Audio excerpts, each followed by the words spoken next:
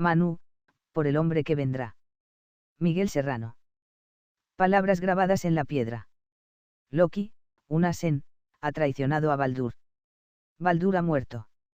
Votan, rompiendo el silencio, llama a Hermod, el mensajero de los dioses, y le dice Hermod: sube a mi caballo Sleipnir y cabalga hacia el reino de Muspelheim. Allá encontrarás ahora a Baldur. Pide que no sea devuelto. Y Hermod monta el caballo de Votan y cabalga durante 9 noches, las mismas que Votan debió pender en el árbol Yggdrasil para recuperar las runas. Siempre descendiendo va Hermod, el mensajero de los dioses, por oscuros caminos hacia el reino subterráneo de Muspelheim, en la tierra interior. Llega hasta sus puertas, donde una sombra le cierra el paso, es Modgund, la guardadora del umbral. Soy un Asen, dice Hermod, hermano de Baldur, y vengo a llevarle de regreso a la superficie de la tierra, para que podamos reconstruir la bella Asgard. Modgund le deja pasar y le guía en dirección del polo sur, debiendo cruzar por el interior del polo norte. Sin dificultad. Avanza Sleipnir. Y así llega Hermod donde se encuentra Baldur, en una sala amplia, sentado en un sitial alto. A su lado se halla su esposa Nanna. Hermod le habla a Baldur: óyeme, los Asen piden que tú vuelvas, que regreses para reconstruir Asgard. Pero Baldur no responde. Se escucha, en cambio, una voz profunda que llega desde un lugar invisible: no, Baldur no volverá. Se quedará aquí mientras no lloren por su regreso todos los seres. Todos los Asen, mientras no se lamenten con lágrimas de sangre por lo que perdieron. Baldur hizo una seña a Hermod para que se acercara, y, sin hablar, le entregó el anillo Draupner, que es el símbolo del recuerdo de los días eternos. Así es como Hermod, el mensajero de los dioses, regresó de su peregrinar en busca de Baldur, en la tierra interior, y se puso a viajar por la superficie de la tierra empobrecida, martirizada, exclamando: llorad. Llorad todos la ausencia del hermoso Baldur. Pedid por su retorno entre nosotros.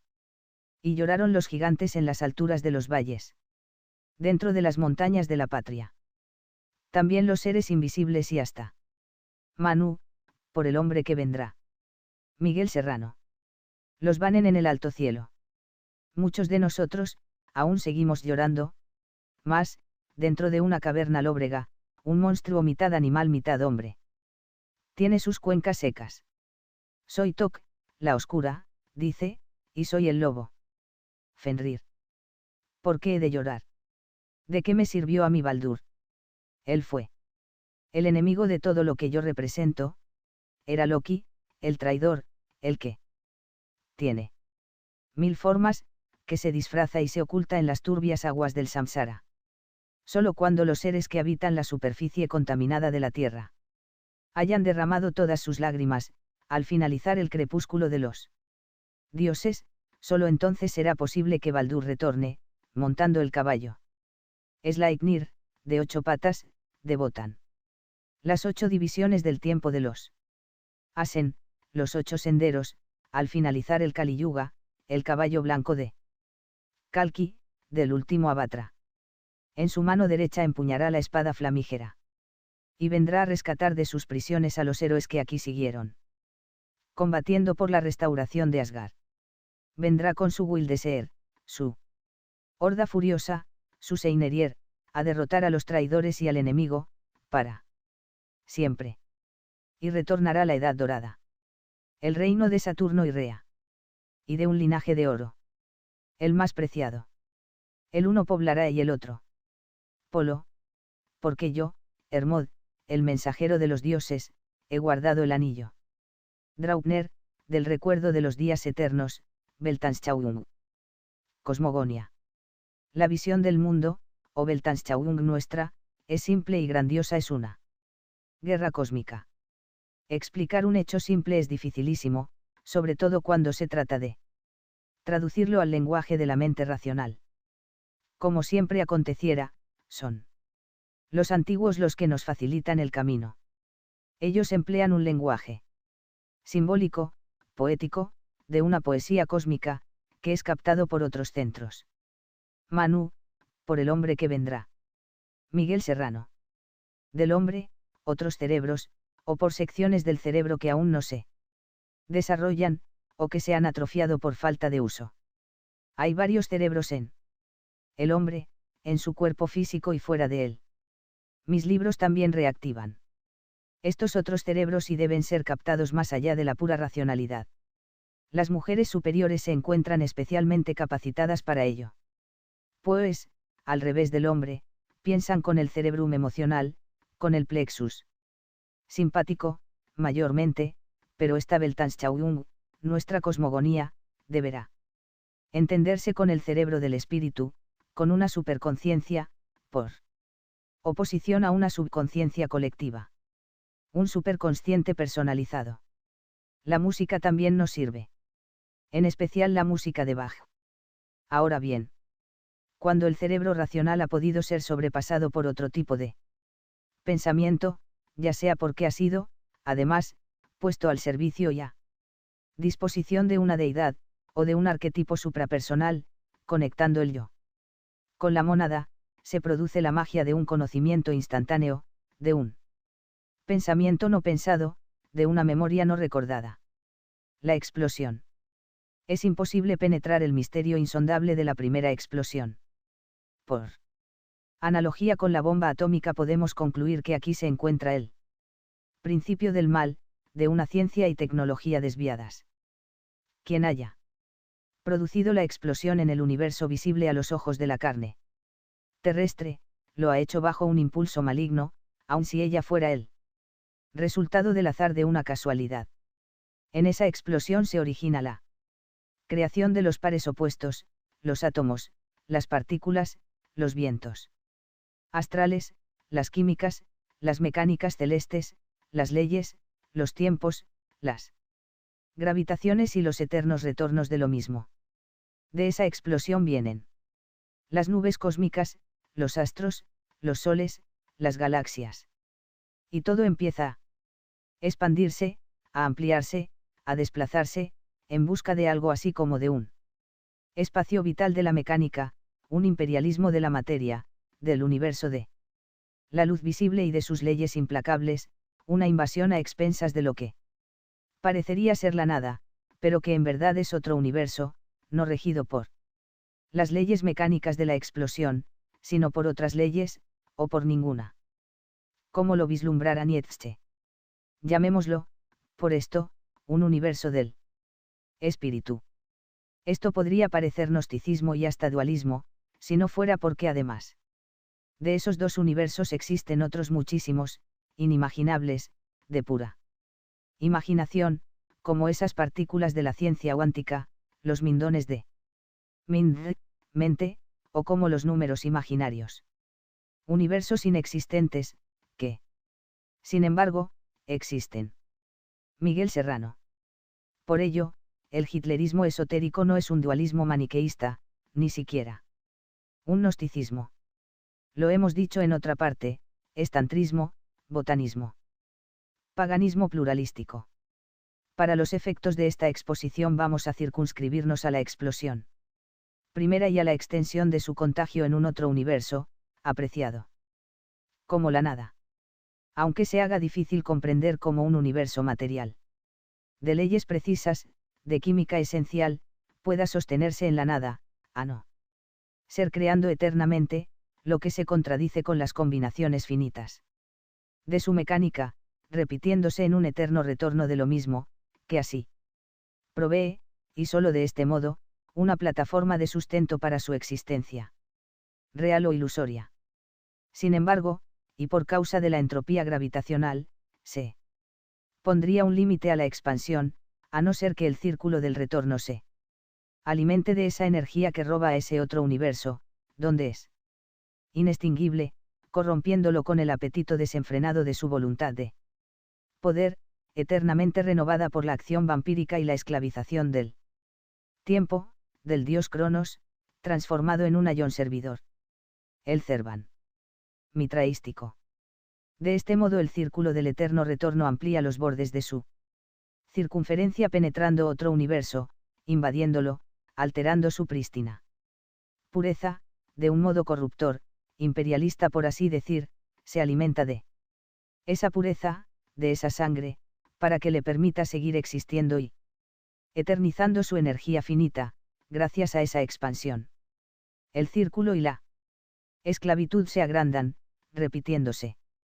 Como una mancha, el mal extiende su contagio, su horrible invento. Sus espacios y sus tiempos. El imperialismo, no el imperium, es el comienzo de una decadencia. Cronos. El tiempo, pareciera moverse en órbita en torno a algo, así como nosotros. Nos movemos en torno a Crono-Saturno, lo que hace emitir ondas gravitacionales que desgastan nuestras energías y nos deslizan hacia la muerte. La expansión del universo visible se cumple en giros tácticos, con una estrategia envolvente, de bolsones. Por ello, el eterno retorno pierde fuerza en cada ronda, y, por allí, en algún recodo, aparece el Ragnarök, el crepúsculo de los dioses, al final del Kali Yuga, de la Edad del Hierro, la actual. El viento solar podría alcanzar la zona del gran silencio, del silencio total, donde, al parecer, ninguna vibración llega.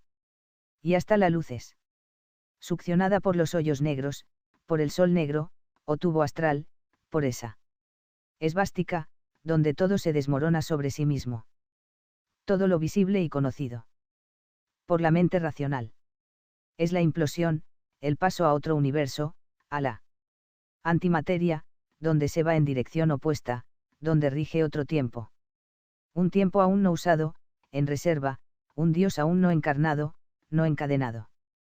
A la roca del mediodía del eterno retorno. La eternidad es tiempo no usado, tiempo en reserva, dijo el gran escritor y poeta hitlerista Knut Hamsun. La ciencia mecanicista, explosionista, cree que el universo visible tiene algo así como 10.000 millones de años, y que acabará también en un plazo prefijado. Los sabios rishis de la India védica determinaron los periodos del eterno retorno por kalpas, manvantaras y yugas. Círculos dentro de otros círculos. Estamos al final, cuando la corriente se encuentra con las fauces abiertas del lobo Fenrir, en el Kali Yuga, el cuarto periodo, el de hierro.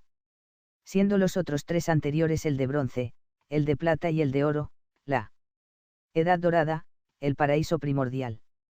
Nuestra cosmogonía concibe una quinta edad, que viene a ser como el resultado del juicio del Kali Yuga, la edad de plomo, indescriptible por su horror. Y lo cree porque estas son figuras simbólicas de la alquimia tántrica, siendo desde el plomo de donde vuelve a remontar la involución, transmutándolo en oro de regreso hacia la edad dorada, al Satya Yuga. Es desde el plomo de donde recomienza la ópera magna de los héroes en combate. Desde allí, por medio de la implosión, o sea de la ciencia antigravitacional, se hará posible vencer la entropía, el desgaste, y el cansancio de la materia, remontando las edades a la inversa, hasta alcanzar el oro alquímico, el aurum potabile que se bebe y entrega la inmortalidad con el cuerpo de Vajra roja Rubedo, las estrellas rojas gigantes, antes del final, logrando saltar a otro universo. Salirse. Vajra llaman los rishis arios a esta materia roja, detenida justo en él momento crítico de su expansión, imperialismo y desgaste, fijada allí. Poco antes del segundo fatal de su decadencia, en una enana blanca, para convertirse en una momia del firmamento que pesa como el plomo, o desintegrarse en una explosión inversa, por desgaste y cansancio, yendo a depositar su materia perdida en el vientre de algo parecido a un robot golem, que se alimenta de esa destrucción, para así poder recomenzarlo. Todo en otro kalpa, en otras rondas, en el eterno retorno. Se ha dicho que el mundo es un pensamiento más que una máquina. Pero es un mal pensamiento. Y más que un sueño, esta creación es una pesadilla. Un invento fracasado, una monstruosa imitación. Es la corrupción de algo que fue otra cosa. El demiurgo. Si fuera cierto que todo el universo visible ha tenido su origen en una sola explosión, algo tiene que haber preexistido a esa explosión, que estaba allí y que explotó. Aunque fuere la nada. La inexistencia existente de la nada. Otro universo no visible a los ojos materiales, otra materia. En algún punto del universo, en el espacio-tiempo, existirían otros universos. Otros espacios-tiempos, regidos por diferentes leyes, o por ninguna. Algo inexistente existente, anterior a la explosión y a la implosión, a la evolución y a la involución, más allá de lo de afuera y lo de adentro, pero que se hila hacia otro lado, y explota. Sin embargo, esto únicamente acontece en uno de los infinitos universos que existirían, todos distintos, ninguno igual, tantos como dioses. ¿Por qué sucedió? ¿Fue puro azar o alguien lo indujo? Salirse de la eternidad, de la nada, para producir esta mala copia de otro algo, que era invisible, pero inmortal, bello, eterno. Lo que es inmóvil, lo que estaba al otro lado, no debiera poder salirse, ni devenir imperfecto y activo sin la acción de alguno, que estaba afuera y devino. Sin un punto de apoyo inventado. Una suerte de robot, de máquina cósmica, un golem, que ha perdido el control y ha intentado crear por su cuenta, a su imagen y semejanza. Aconteciendo algo así como si sobre una bella pintura de Leonardo se hubiera sobrepuesto una monstruosidad de Picasso. De modo que la existencia de todo el universo mecánico, de la materia visible, sería una mala copia hecha sobre una hermosa tela original por un plagiador satánico. Un palimpsesto. Y es por ello por lo que en esta naturaleza, en la que ahora nosotros somos, se intuye la presencia de otro universo subterráneo, que ha sido aprisionado y torturado. En sus criaturas, sus minerales, sus plantas. En las montañas, los ríos, los mares y hasta en los astros, en toda ella. Existe una nostalgia de la perfección perdida, de un paraíso que fue, y que aún está subyacente. Y el que todo esto ha conseguido, el que expolió ese mundo, logrando tal engendro monstruoso y cruel, este asunto sin sentido, este cuento contado por un idiota, quien aprisionó a los inmortales, encadenándolos y corrompiéndolos, quien extiende su imperio y su contagio hacia las moradas de los bienaventurados es un robot demonio. Es el demiurgo. Una ilusión, un ser sin realidad ontológica, es maya. Y solo puede sobrevivir a sus propias leyes mecánicas y a la entropía gravitacional valiéndose del sacrificio de los inmortales, succionándoles sus energías y bebiéndoles su sangre sacra. Se va expandiendo hacia sus universos paralelos, opuestos, y así se va marchitando la belleza de esa flor inexistente, pero más real que todo lo que aquí, a este lado, existe. La respuesta de los inmortales. Nuestra Weltanschauung es guerrera. Está enfrentada en una guerra, porque en los orígenes del tiempo alguien declaró una guerra a los inmortales para arrebatarles su inmortalidad, destruyendo Asgard, el Valhalla. Fue una guerra que los inmortales no declararon, les fue impuesta, debiendo reaccionar ante el peligro de ser cubiertos por otra tela, por un plagio que apagaría sus cielos, sus moradas, sus huevos primordiales, destruyendo su totalidad. La reacción fue entrar en la guerra, utilizando las mismas tácticas y estrategias del atacante, penetrando a la vez en el universo enemigo. Revistiéndose de esa materia, invadiéndolo, para llegar a derrotarlo por dentro. Haciendo rehenes en su campo, arriesgándolo todo en la gran batalla de las rondas y corriendo el riesgo voluntario de aprisionarse en el círculo del eterno retorno. Existen infinitos mundos, distintos entre sí, pero no ubicados en espacios dimensionales diferentes, sino superpuestos, entrecruzados o paralelos, sin tocarse, sin verse ni sentirse, aunque presintiéndose, intuyéndose. De uno de estos mundos. Como una extraña maldición pronunciada. Emergerá el demiurgo. Y se introducirá en el universo espiritual, como una enfermedad, como un virus o tralalue, lo llamaban los araucanos de efecto explosivo. Abre allí una ventana, o herida, por la que entra. Y es esa explosión la que ha propagado una reacción en cadena que alcanza hasta un nuevo ultracósmico, un eros cosmogónico, redondamente cerrado, completo en sí mismo. Y lo rompe, lo divide. He aquí el comienzo del mal, de la división del antropos, de Melotesia, del astro ulterior, del Vimana, del ovni, del hombre total. Allí se inicia el plagio del demiurgo y la corrupción de ese universo que era puro, bello y perfecto. Su explosión divide, atomiza.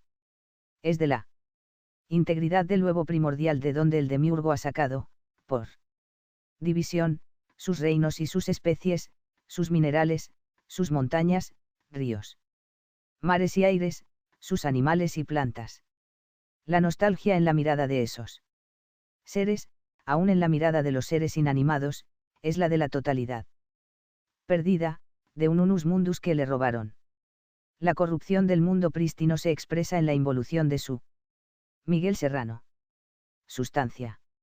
Al revés, el plagio del demiurgo sobre la tela primordial equivale a un intento de un proceso de evolución fracasado, que se estanca en un punto por incapacidad creadora, fijándose sin posibilidad de avance. Digamos, en el hombre de Neandertal, el gran mono humanoide, involución del arquetipo del hombre. El demiurgo ha copiado la forma humana del arquetipo cósmico, del antropos, del hombre total, de un dios, pero ha sido incapaz de darle un alma. Más aún, ha corrompido al hombre divino, aprisionándolo, transformándolo en un robot biológico, sin llegar a sobrepasarlo. Los animales son las cualidades del hombre total, que se han cristalizado, tomando esas formas visibles en la biosfera. Así, el perro, por ejemplo, es un dios al revés, que desesperadamente anhela poder ser reintegrado a su divinidad. Dios es God y perro es Dog, Dios al revés. El mundo original, prístino, paradesa, no se encuentra en algún confín del universo visible. Está aquí mismo, debajo, o sobrepuesto. Es cosa de ponerse a raspar la tela para que aparezca la verdadera creación. Allí se hallará al Dios sufriente, que posee la misma forma del hombre. Solo habrá que expulsar a la víbora, que se ha apoderado de su cuerpo y dominado su mente por hipnosis. Es una posesión que puede llegar a ser irreversible. Por ello los inmortales han sido obligados a entrar en esta guerra definitiva, teniendo que encontrar una respuesta a la estrategia diabólica del enemigo. Y es así como salieron por esa puerta o ventana, por esa herida que la explosión abriera en el huevo primigenio, produciéndose la involución de los divinos, de los divyas, los siddhas, los asen. Y se perdió Paradesa, la Asgard celeste. Y fue de este modo como los dioses se mutaron en héroes. La partición del huevo original. El ella y ella él. El mito órfico nos relata este misterio. Mas, nuestra cosmogonía lo amplía y perfecciona. La leyenda órfica nos dice de la partición del eros cosmogónico, de Panes, de Eriquepaios, dividiéndose en hombre y mujer. Y Platón expone el mito. El ser primordial era redondo, total, suficiente en sí, era un andrógino. En verdad, un astro, el antropos. Anes hombre Andes, Andalucía y tropos es forma. Aun siendo redondo el astro, dentro lleva la forma de un hombre andrógino. El arquetipo del hombre se halla en el átomo simiente del huevo cosmogónico, envuelto en ese círculo, que es un vimana, un ovni, el vehículo que le permite transitar por su propia inmovilidad, Bohm, el motor inmóvil de Aristóteles, el interior de un polo, el eje en torno al cual gira el astro, fijo en su eternidad. Al dividirse el eros, bajo la acción cargada de fatalidad del demiurgo, el hombre divino pierde a su mujer divina, Jan pierde a Yin, el positivo al negativo. Y se da comienzo al drama y a la guerra, al tránsito, al éxodo, al peregrinar desesperado, a la búsqueda en los espacios y tiempos demiúrgicos. Porque el Dios ha perdido su totalidad. En la introducción de Nos, libro de la resurrección, he tratado de describir el drama de esa partición primera, la pérdida y la búsqueda a través de los tiempos, los espacios y las rondas del eterno retorno. La partición del huevo primigenio y el dolor de la pérdida. También, en mi libro Eleia, libro del amor mágico. He llamado Eleia al huevo órfico donde él y ella se encontraban fusionados. Unidos. Bajo el efecto de la explosión demiúrgica, o valiéndose de esta. Ella se separa y se seil por la herida, por un costado del huevo. Andrógino. Así se va, comienza a deslizarse hacia profundidades insondables. Hacia universos sombríos, lejanísimos. Deviene. El gnosticismo sabía de esta desgracia, pues la narra en la Pisti Sophia, un manuscrito que nos ha llegado incompleto, tras el incendio de la biblioteca de Alejandría. Ella aparece como un ayón femenino que ha descendido hasta cielos enrarecidos, quedando prisionera, en busca del saber, del cognocer. Hasta allí bajas ristos a rescatarla. Pareciera ser, sin embargo, que el principio femenino que se desprende de ella carece de realidad ontológica, de inmortalidad real, siendo únicamente el quien las posee en el huevo de ella, donde prima el principio masculino positivo, siendo un andrógino masculino, de tipo Yan. Este misterio fue también conocido parcialmente por el cristianismo medieval, bajo la influencia bárbaro-germánico y perbórea, al entrar a dudar y discutir la inmortalidad de la mujer Eva. En el drama que nos ocupa, la inmortalidad de ella depende exclusivamente de aquel que la busca y la rescata, de els ristos, pudiendo no hallarla, sin embargo. Todo esto lo revelan antiquísimos textos rúnicos desconocidos y un cierto gnosticismo que no es dualista. Nuestra cosmogonía lo recoge y perfecciona. El Génesis, documento antediluviano, que ha sido falseado por los judíos, nos dice algo al respecto en la historia de Lilith y de Eva. Pero es nuestra cosmogonía la que completa el mito órfico con la concepción de ella él, además de él ella. Si el ella es un andrógino, con su principio femenino integrado, ella él es una andrógina, con su principio masculino interiorizado. En el primer andrógino prima Yan, lo masculino, en el segundo, Yin, lo femenino, y si el ella pierde una porción de su ella, en la división del huevo cosmogónico. Ella él pierde una porción de su él. Y ambos deberán comenzar la búsqueda en universos extraños, de otras materias y vibraciones, para recuperarlos. 0. Bien, permanecer allí esperando un regreso, como al borde de una fuente. D. La fuente de Castalia. La comprensión de este mito por nuestra cosmogonía ha sido recibida de los más antiguos Minnesnger, que a su vez lo heredaran de los bardos hiperbóreos. Fue también cantado en Grecia por el poeta Licio Olin, y predicado por las sacerdotisas hiperbóreas de Apolo, en Delos Ayowine. Arges y Opis. Luego Grecia lo olvidó, en la mezcla de sangres de los dorios con los jonios. Pero han sido siempre los germanos nórdicos quienes lo han portado en la memoria de la sangre pura, en el ritual del amor mágico y en la veneración a la mujer maga, a la compañera del héroe, a la valquiria. Con la entrada de los divinos a buscar y combatir dentro del universo demiúrgico deberá también producirse una división entre los seres que habitan este universo. Una parte tendrá origen divino, la otra carece de realidad ontológica. Hay una tercera, de la que hablaremos más adelante, la de los animales hombres. Música órfica y números arquetípicos. Dejar la eternidad y penetrar en el espacio-tiempo supone una mutación. Ya. Orfeo ha perdido a su Eurídice. La ve alejarse en espacios infinitos, ir disminuyendo de tamaño, caer prisionera del eterno retorno, dentro del vientre de Cronos, de manera que únicamente un azar lleno de sentido, o una ley de solidaridad le permitirá reencontrarla, a ella, la desprendida de la placenta verde, desde el rayo verde. Y el ella ha separado una parte de Suel para ir en busca de su ella. Es muy difícil para los que estamos aquí poder captar lo que ese drama de la partición del huevo órfico es. Orfeo lo relata en símbolos: la noche era un pájaro de grandes alas negras, que deja caer un huevo de plata brillante. Que solo la sagrada noche podría mirar de frente. Arriba de ese huevo estaba el cielo, abajo océanos, que también era el chaos. Al romperse el huevo de plata se escapa un ser de alas doradas, que es Eros, el amor, quien hace que el cielo y el caos se acoplen, dando origen al universo. No es posible con la mente racional entender la razón de la partición del huevo primigenio, del protógonos, de la mónada, del purusa, de que nos habla la filosofía samkhya de la India. Tampoco con las matemáticas judaizadas, aunque tal vez la matemática cuántica, aplicada por una mente gnóstica, podría ayudar. Solo la música. Orfeo fue un músico en el sentido que ella tenía para Schopenhauer, de arquetipos moviéndose en el tiempo. Es decir, una matemática órfica, una matemática arquetípica, de números arquetípicos, que es la verdadera música. La música de Bach.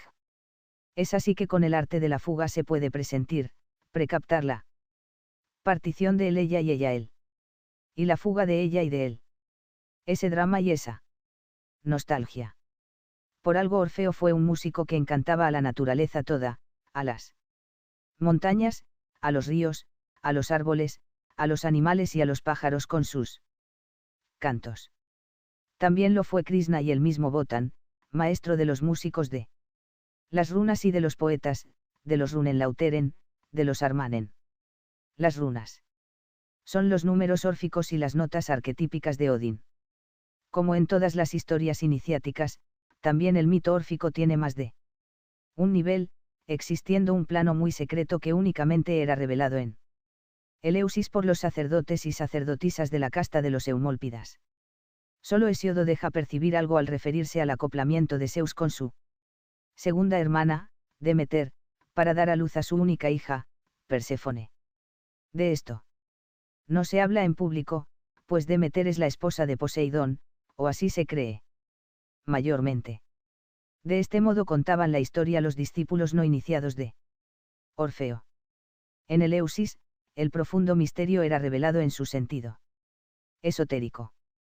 Nos lo dice el profesor Calle Kereniey, en su obra sobre los dioses de los griegos, que me enviara dedicada. También el mito de la partición del huevo órfico, de Eriquepaios, del Eros cosmogónico, era comprendido del modo en que hoy lo hace nuestra cosmogonía. Porque si fue una revelación hiperbórea. Los números que se conocen y utilizan hoy son los semíticos, sirven para sumar, restar, multiplicar, dividir, condiciones de la mente racional, pero no sirven para el unus mundus. Existen, sin embargo, otros números, los romanos, por ejemplo, que no sirven para sumar, restar, multiplicar ni dividir. Y fue con ellos, o con algún otro tipo de cálculos, que los romanos construyeron sus acueductos y sus puentes, los incas y los atumarunas sus ciudades, los mayas y los toltecas sus pirámides, y los hombres de la antehistoria, los grandes baratas, sus vimanas. El arte de la fuga. Como una burbuja de aire vaporosa, como una bailarina, como una bayadera de tules verdes, ella se desprendió de él ella. Él la vio partir, cruzar por su herida, caer infinitamente cabeza abajo, con su cabellera dorada y sus velos flotando, agitados por los vientos astrales, hacia la zona del silencio total, empezando a girar allí y a desgastarse en los dominios de Cronos. Prisionera del círculo del eterno retorno, por esa ley de gravedad que hay.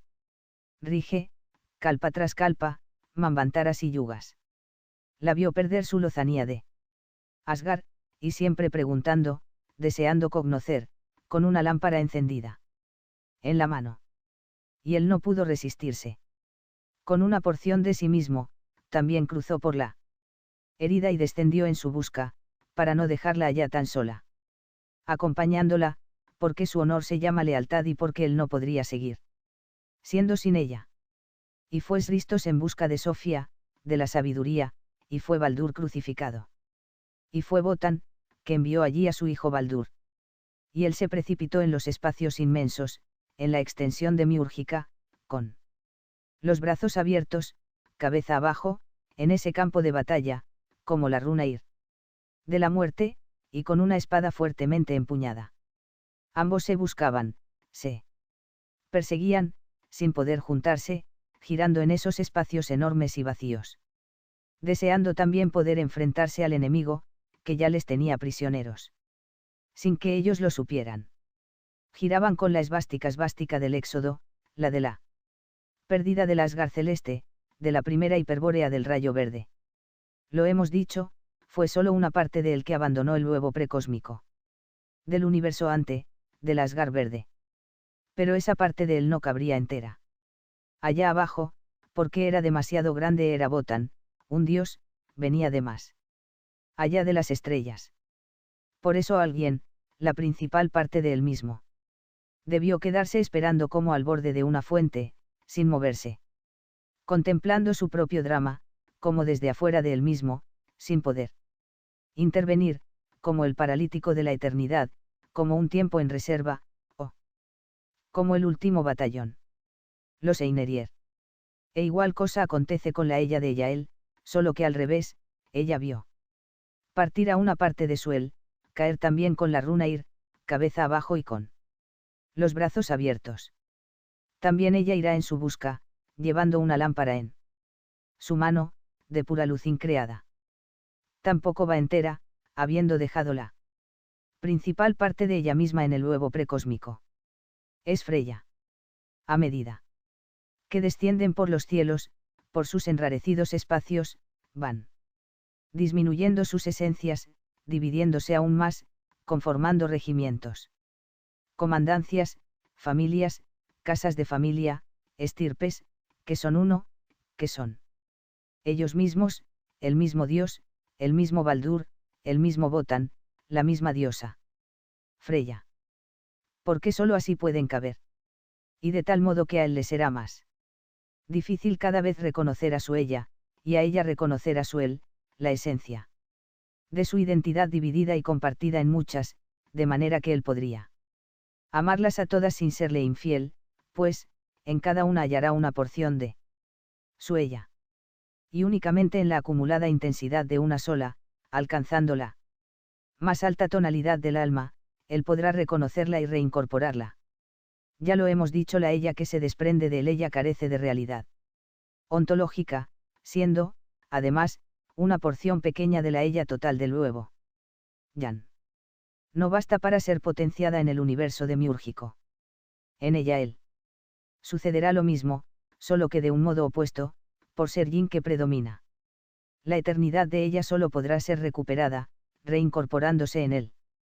Únicamente así será alcanzada. Y por medio de las prácticas iniciáticas del amor mágico, del amor.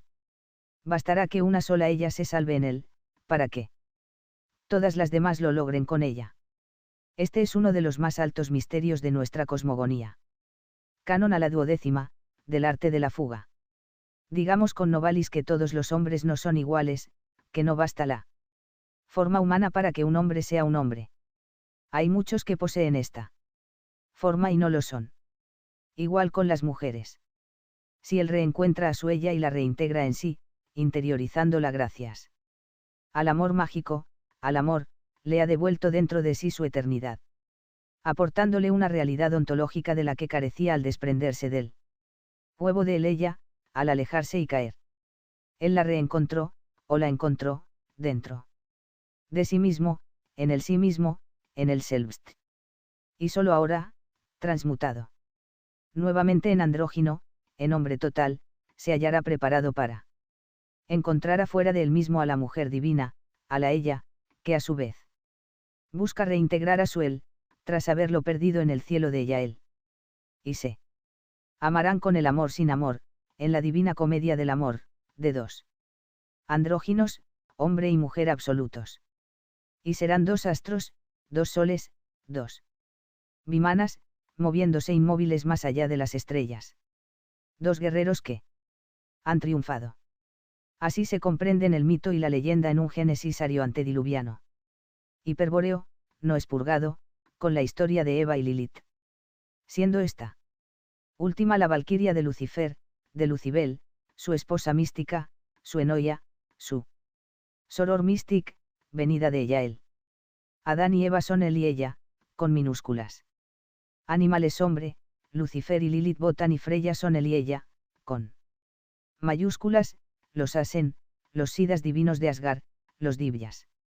Adán y Eva son el hombre y la mujer, esa porción de positivo y negativo desprendido de el ella y ella él, sin realidad ontológica, como hemos intuido.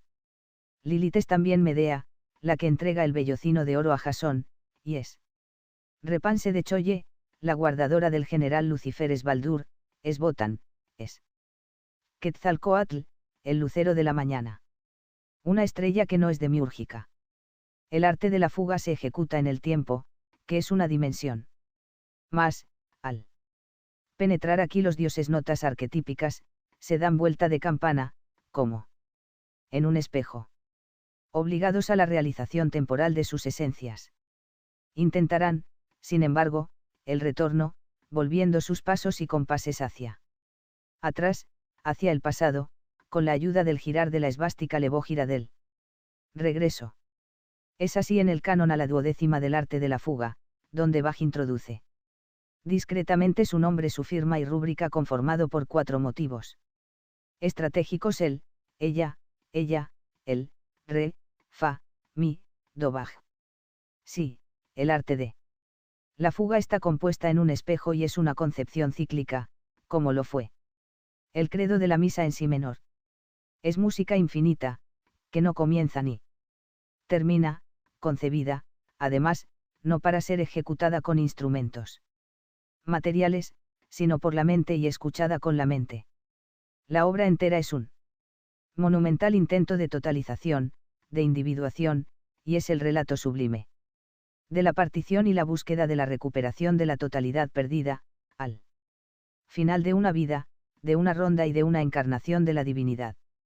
Con los 4 motivos libres que Bach ha introducido al final, todo ha de quedar inconcluso aquí, pues se pasa al otro lado del espejo, donde nuevamente se está al revés y, quizás, él se salga para siempre y si así lo fuere, se deberá comenzar de nuevo en otra ronda, quizás por algún otro. Quizás yo. Esos 4 motivos deberían haber combinado con el motivo principal, que se repite en fugas y cánones, desde el principio temporal.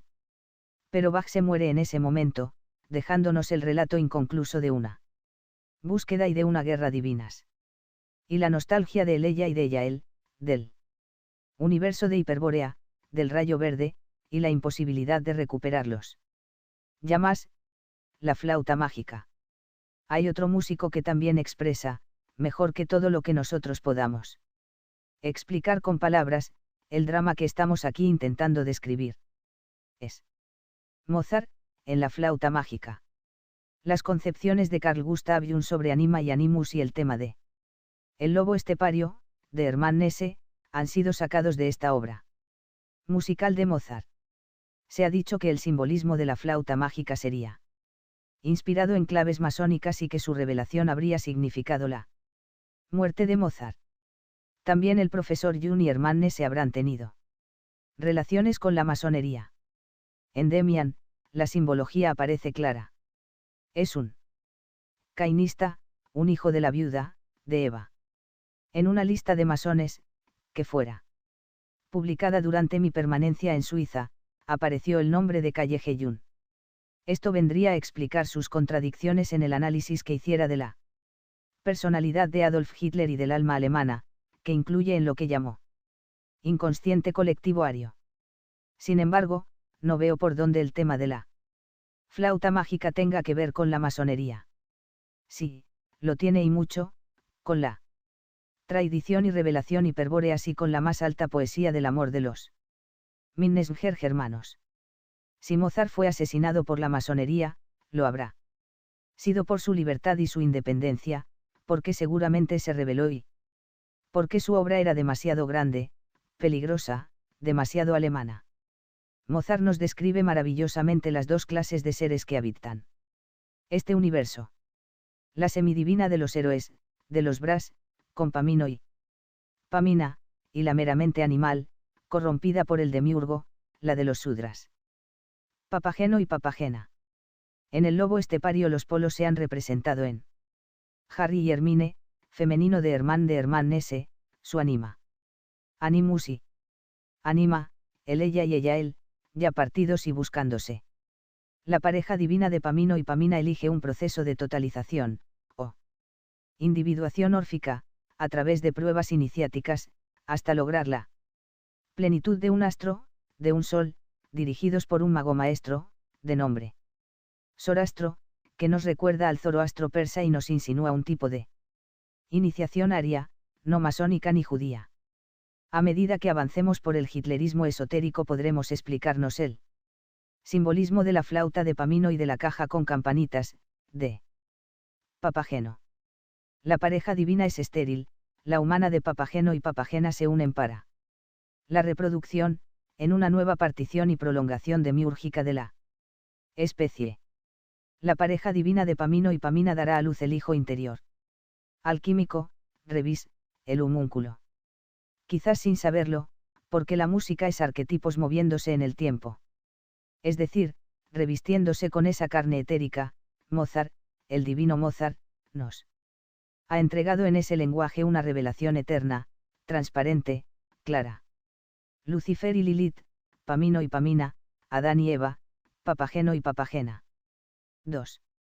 Humanidades inconfundibles, sin puente que las una, dos seres distintos, aún cuando revistiendo la misma forma humana, solo en apariencia semejantes. En ellos, un mismo arquetipo está expresándose de modo diametralmente opuesto. Con otro sentido. Irreconciliable.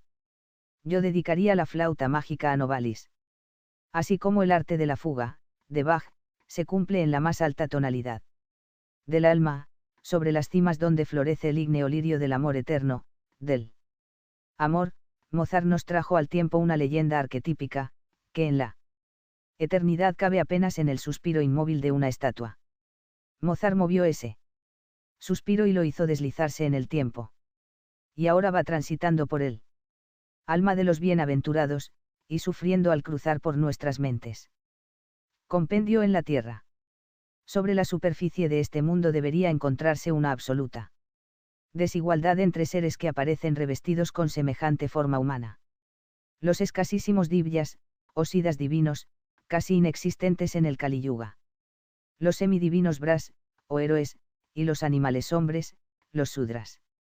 Estamos usando una terminología sánscrita, del tantrismo de la India aria, que es ya familiar a los lectores de nuestras obras.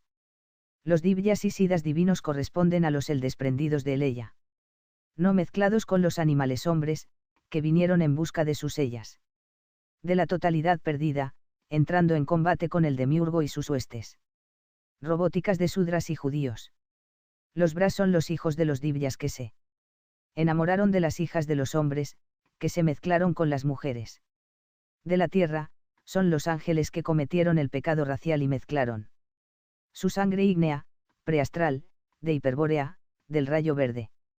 Son los héroes de los lejanos tiempos. De modo semejante deberá suceder con la mujer. Lilith es la mujer divina y Eva la mujer terrestre. La valquiria Lilith corresponde a la ella. Desprendida de ella él, para ir en busca de su él, de su totalidad perdida. Pero ella no se mezcla con el animal hombre, con el hombre de la tierra. Permaneciendo aquí por un tiempo breve y solo como sacerdotisa del amor mágico, como yogini tántrica y virgen uno. Es la mujer gurú. Y es también una heroína, por haber descendido aquí tan bajo, para ayudar a Elvira en su combate. El héroe, lo hemos dicho, busca a su mujer en todas las mujeres, hasta llegar a convencerse que únicamente adentro la desposará, interiorizándola. Sin duda que es la castidad sacra del guerrero el ideal de este combate. Siendo el matrimonio externo y profano un peligroso error para él. Mago iniciado. Cuando Elvira llega a encontrarse con la ella de Yael. Que fuera la amada de Eleya, en el cielo del rayo verde, y que en esta ronda del eterno retorno aparecerá como su valquiria, su Ayowine, su Medea. Se encenderá su alma, pudiendo dar término a su peregrinar, pues ha encontrado un rostro para su anima, para su ella. Será el mediodía del eterno retorno y de la revelación.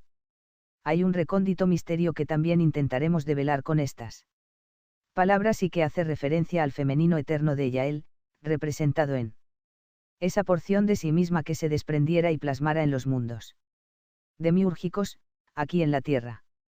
Yael rompe su huevo precósmico por solidaridad con el ella, por lealtad y honor de camarada, por su amor sin amor, por su amor eterno. Y ella tendrá que ir en busca de su él. Pero la esencia de lo femenino habrá de expresarse supremamente en él. Renunciamiento que hace a su eternidad. Al reencontrarse con él en las rondas del eterno retorno, ella le entrega su eternidad, deja en sus manos el milagro de su propia resurrección, donándole su energía divina para que él pueda continuar en el combate. Le ofrenda su inmortalidad para que él la alcance y venza, pues, en su triunfo ella también habrá vencido. Así, ella casi siempre muere en este mundo para seguir acompañándolo desde él. Valaya, para poder amarlo más estando muerta, según se lee, de modo que ella será quien combata a través suyo. Allá, ella le espera. Y él deberá responder a ese gesto de solidaridad divina, inmortalizándola con su triunfo, dándole el rostro de la amada a su ella interiorizada. Desposada con su alma, para transfigurarla en mujer absoluta, al mismo tiempo que él recupera su totalidad, de un modo consciente, transmutándose en hombre absoluto. En este misterio se expresa la femineidad suprema de Yael y la masculinidad absoluta de ella. La mujer y el hombre absolutos. En la separación precósmica y en su reencuentro en la tierra, en lo eterno. Y en lo finito, no habrá nunca más de una ella para un él. Una sola amada. El héroe que aquí la reencuentre deberá ser y fiel hasta más allá de los universos y de las estrellas.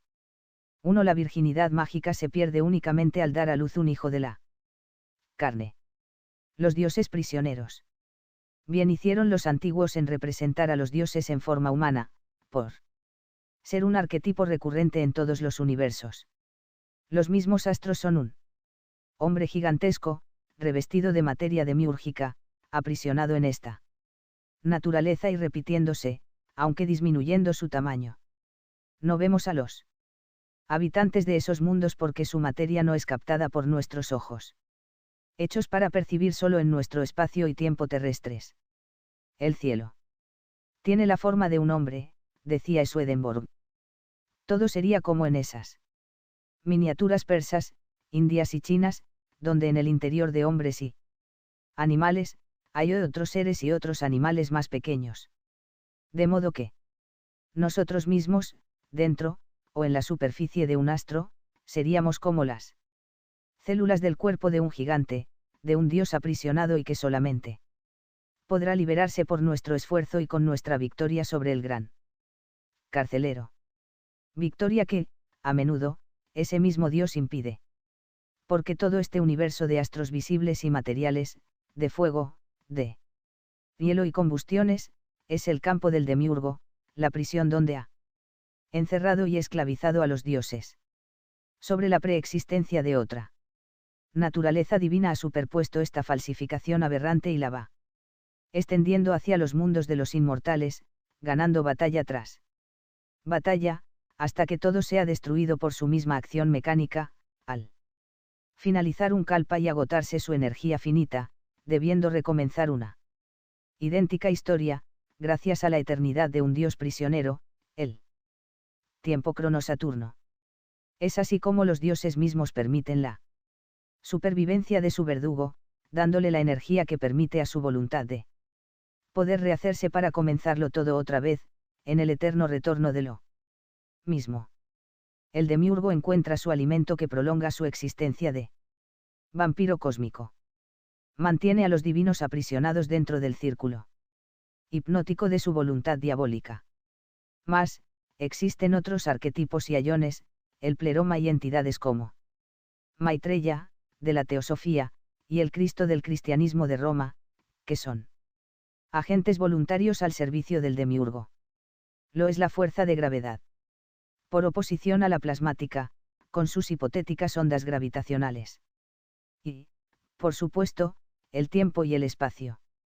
La ciencia mecanicista de nuestros días, la técnica racionalista, denominada objetiva, del objeto, la mecánica materialista de los metales y las químicas solo conciben el universo visible, hasta ahora materialmente despoblado, salvo por números aritméticos, sin entender que todo aquello que racionaliza como dimensión, fuerza y energía, son seres inteligentes. También con forma humana, aunque no visibles a los ojos de la carne, las montañas, los ríos, los mares, los árboles son entidades sensibles. Inteligentes, arquetípicas y no visibles para la mayoría. Pero los divyas y los Brahmas de la antehistoria lo sabían, pudiendo mantener una comunicación con estos seres. Su ciencia fue la geomancia. Mas, no todos los dioses han sido derrotados por la hipnosis demiúrgica. Lo acabamos de decir, algunos de ellos han entrado en una colaboración voluntaria, convencidos con astucia de que podrían participar en la falsificación del demiurgo, creyendo poder encaminarla a un mejor término. Tal vez pretendieron evitar las grandes catástrofes, el Ragnarök, el Terdamerung, el crepúsculo de los dioses. Y se ha hecho tarde cuando han venido a saberse prisioneros impotentes en las redes de su captor y corruptor. Uno de estos dioses neutrales habrá sido Cronosaturno, el tiempo, obligado a dar vueltas en una rueda eterna, en el eterno retorno. El drama de estos dioses se extiende al de los ángeles neutrales, de Wolfram von Eschenbach, en Parcival. Y se amplía con los traidores blancos, esos divyas que también se han puesto a colaborar con el Golem Jabé, creyendo en la bondad de sus planes y que podrían participar y hasta alterar sus leyes. Al igual que los Brahmas dormidos, o atemorizados, que han estado dispuestos a traicionar su estirpe de origen divino y su sangre de hiperbóreos, poniéndose al servicio de los agentes del demiurgo en la tierra. Ya no son héroes. Eterno retorno, reencarnación. ¿Qué objeto tendría la corrupción demiúrgica, mejor conocida como la creación? Al parecer tendría uno solo: alimentar a su creador. Todo se devora a sí mismo, los astros, las galaxias, los animales, las plantas. Al final, el propio demiurgo es quien se come su creación, la fagocita, al terminar un kalpa, en el Termerung. Se come hasta los dioses, ya entrados en el tiempo. Por eso la mitología germánica hace aparecer al demiurgo como un lobo que se traga todo en sus oscuras fauces. El lobo Fenrir también ese lobo, tras el crepúsculo de la energía universal, debería morir. En definitiva, por falta de alimento, a no ser por los dioses que se han hecho prisioneros, que son inmortales y se rehacen tras un sueño de eternidad. Y porque la eternidad es tiempo en reserva. Huevos, dioses. Purusas aún no divididos ni aprisionados. El demiurgo lobo lo sabe y es por eso que extiende, mientras puede, su corrupción, que los hombres llaman creación. El dios prisionero, que hace posible que todo vuelva a comenzar de nuevo, es Cronosaturno, en eterna repetición de lo mismo, debido a la energía limitada imaginación creadora limitada del demiurgo, que nada crea de la nada y solo malamente copia o corrompe una creación preexistente, que le fuera invisible, como a los humanos. La ha petrificado con su plagio. Superpuesto, con la explosión gravitacional evolutiva. He aquí las causas del eterno retorno y sus inalterables leyes. En el círculo del eterno retorno han caído prisioneros los dioses, para servir de alimento al lobo vampírico, dioses engañados y ángeles neutrales. Y es aquí donde han llegado los guerreros del Asgard celeste, de la hiperbórea precósmica del rayo verde, dividiendo sus huevos primigenios. Renunciando a su totalidad para poder combatir en el mundo de los pares de opuestos, en la dimensión del tiempo. Se sumergen en el círculo del eterno Retorno, para librar allí un combate en que se juegan su eternidad, su inmortalidad y la recuperación de su ella, de su totalidad. El paso salto de una existencia a otra equivale a la entrada en otro estado de conciencia, un cambio en la situación mental. Y es instantáneo. Visto desde aquí, desde este espacio temporal, de la energía más lenta, en el vientre de Cronos, el suceso deberá apreciarse como la aparición de un Manu, por el hombre que vendrá. Miguel Serrano. OVNI, desde lejanías inconmensurables. Quizás sea por ello que Werner von Braun afirmaba que los platillos volantes, provenían de las más distantes galaxias de este universo. Sujeto y prisionero del eterno retorno, ya mezclado con las hijas de la tierra, perdida la fuerza y el poder de salirse, como entrara, por la misma puerta, el héroe, Elvira, deberá girar dentro de ese círculo, obligado a los nacimientos, muertes y retornos, al igual que los seres sin origen divino. Es una ley del eterno retorno, por causa de la limitada energía demiúrgica, que cada nueva ronda ofrezca menores posibilidades de triunfo y liberación. Menos energía y una vida más corta. Desde la Edad Áurea, desde el Satyayuga hasta el Kaliyuga, la Edad del Hierro. Y todavía deberá venir la Edad del Plomo, de la esclavitud total, el cuarto, o quinto estado, sin posibilidad de salvación para nadie. Ni de reencuentros. 1. Nietzsche se refirió al eterno retorno como una consecuencia mecánica de este universo.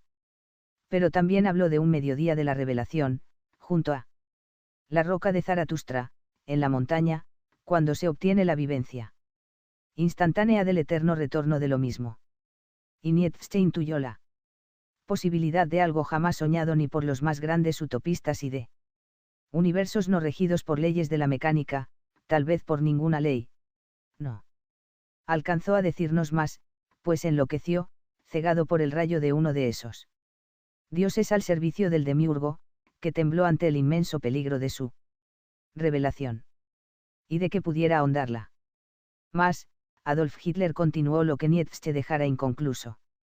Y es así como el hitlerismo esotérico nos muestra la salida para el héroe en combate, con la espada en la mano, justo en el instante de la revelación del mediodía. Cuando se aparecen los tres caminos de Zaratustra, Susumna, Pingala. Junto a la roca lápiz de la revelación. Porque es al experimentar la vivencia del eterno retorno cuando hay que intentarlo todo, y de una vez. Con el poder de la voluntad, pues nunca más, en las sucesivas rondas. Volverá a presentarse una oportunidad como esta, con igual intensidad de conciencia, y porque la revelación se ha hecho posible por una bilocación del espacio y del tiempo, o quizás por una ayuda inesperada que nos aporta el Dios prisionero, Cronos, el divino semejante, dilatándose, corriéndose hacia atrás, en un simultáneo parpadeo, aprovechándose de algún descuido propio del insensato orgullo del demiurgo, seguro de haberlo ya ganado todo. Cronos sabe que él también será liberado por nuestro triunfo, como Prometeo. Por Heracles, en la roca del Cáucaso. Para Nietzsche, como para Buda, no es necesario que los seres tengan Manu, por el hombre que vendrá. Miguel Serrano. Un alma para que retornen a este mundo tras un tiempo en la muerte, debido a la repetición mecánica del eterno retorno. El budismo original, del guerrero Sastriya, de Gautama, príncipe de la India del Norte, que llegó a ser Buda. Uno de los avatras del dios Ario, nórdico polar, blanco y rubio, Vishnu. Buda es una categoría, un principio, como Cristos, o Cinche, entre los araucanos, su vivencia, tiene una mayor similitud con la del eterno retorno nietzscheano que con la metempsicosis y reencarnación de la India dravídica. De piel oscura. El bolsón mágico del yuga del héroe solo sería posible en el momento más crítico del Kali Yuga, como un espejismo brevísimo de retorno de una edad dorada, el tercer Reich hitleriano. Por ser el eterno retorno un círculo que gira dentro del tiempo. Quizás como en esas pinturas tibetanas, dentro del vientre de un demonio. Las ruedas de la vida, las repeticiones, o retornos, deberían referirse más a la sustancia que a la forma, lo que podría cambiar en las distintas edades del retorno, a las que hemos llamado rondas. El argumento sería el mismo retorno de lo mismo, el vestuario cambiaría. Podría ser un mismo círculo que se va estrechando en kalpas, manvantaras y yugas, o una espiral descendente. Es así como habría cabida para reencarnaciones dentro del eterno retorno, en cuerpos o ropajes distintos, aun cuando la historia sea idéntica en su sentido, su argumento y su desarrollo, invariable. Solo la forma corporal, como una vestimenta, cambiaría, su época, su entorno, no así el espíritu de estas formas, el sentido. Así, yo habré vivido una misma historia arquetípica de un reencuentro y de una muerte de la amada, allá entre los cielos que destruyeron Hiperbórea, en los bosques nórdicos de encinas patriarcales, en las ciclópeas ciudades, hoy desierto del Gobi, en las nieves himalayicas, en la Atlántida, en la Lemuria, en Tiahuanacu, en el Egipto más antiguo, en Grecia, en la Edad Media europea y también en las laderas de los Andes, en la proximidad de los hielos de la Antártica. Pero solo ahora, al repetirse la historia, mi yo ha sido consciente de su vivencia, alcanzando hasta la revelación del eterno retorno. Y sé que en este mediodía debo jugarme todo en un instante, aprovechando un parpadeo del dios Cronos. El argumento de la historia es arquetípico. Experimentado y sufrido ya en otra ronda, por alguien que también se sintió yo, como yo me siento hoy. La diferencia de forma, si la hubo, en verdad no cuenta, pues se ha logrado hacer consciente un motivo eterno a través de mí mismo. Y el arquetipo, siendo uno e indivisible, aunque se divida en varios, hace que el yo que lo encarnó en el tiempo de otra ronda sea yo mismo, en el sí mismo, en el selbst, en la eternidad del arquetipo, ahora hecho consciente, ahora Manu, por el hombre que vendrá. Miguel Serrano. Alcanzado, tocado. Y es así como reencarno dentro del eterno retorno, un número fijo de veces, con números también arquetípicos, que me han sido donados y que corresponden a mi melodía y son mi diapasón. Dentro de ellos me es dado vencer o desaparecer. Dentro de ellos me juego la resurrección y la inmortalidad. Esas reencarnaciones fijadas por mis números son mi casa de familia, mi estirpe, que ahora ha alcanzado su mediodía en la revelación nietzscheana, en la roca de Zaratustra. Y si no salgo, en un suspiro del tiempo, por el parpadeo de Cronos, alcanzando algo jamás soñado, es posible, pero no seguro, que el arquetipo vuelva a encarnarse una vez más en el mismo él, posesionándolo en la inmensidad de otro kalpa, de otro manvantara u otro yuga. Pero con menos fuerza. Penetremos en la esencia de este misterio. Lo que reencarna y lo que retorna no es un yo, sino un el que de triunfar seranos, es un arquetipo, un mito, una leyenda, una historia arquetípica. Y en la vivencia de esta historia mítica, el yo que la sufre y la encarna llega a sentirse como si fuera él quien retorna, participando de su eternidad. Y fue así como Nietzsche, en un instante de lucidez suprema, antes de entrar en su noche cegado por ese rayo de Crono-Saturno sorprendido, se declara Dionisos. César, Christos Baldur y el crucificado. Él supo que había sido todos. Y que aún lo será. Del mismo modo yo habré sido Orfeo, en busca de Eurídice, y Dante, buscando a su Beatriz y Derlin, tras Diótima, desesperadamente tratando de resucitar a Youineón. Las huestes del Demiurgo. Los ejércitos del Demiurgo, sus legiones, son recolectados entre los ángeles. Que fueron neutrales, semejantes a los dioses que el Demiurgo engañara. Ellos se mantienen en los planos no terrestres, sin encarnar en la tierra. Bajo un embrujo maligno se hallan como hipnotizados, al igual que los prisioneros en el castillo de Clinchor, en Eschastel-Marbelle. Otro tanto sucede con los traidores blancos, los arios, los bras, que aquí en la tierra se han puesto al servicio del enemigo, ayudándole a destruir a los de su misma estirpe. El demiurgo los ha poseído, inyectándoles en sus cuerpos diarios a otro ser, una sustancia extraña, por medio de una ideovariación o penetración mental, ayudándose al presente con la psicotrónica del Kali Yuga, introduciéndoles una víbora asesina que les ha succionado la energía de su divina sangre. Contra estas huestes demiúrgicas deberá combatir el héroe. Además deberá luchar contra los seres que el demiurgo creara, los robots genéticos, los Manu, por el hombre que vendrá. Miguel Serrano. Repliegues psíquicos de Jehová. En Gerda. La plasmación. Gerda es el nombre que los antiguos germanos dieron al astro solidario y prisionero que hoy llamamos tierra. Una diosa, un ayón femenino, cogido en las redes, como Pistis Sofia. Dentro de la forma esférica, que nosotros le atribuimos, deberá existir el cuerpo de un gigante sombrío y sufriente, un gigante femenino.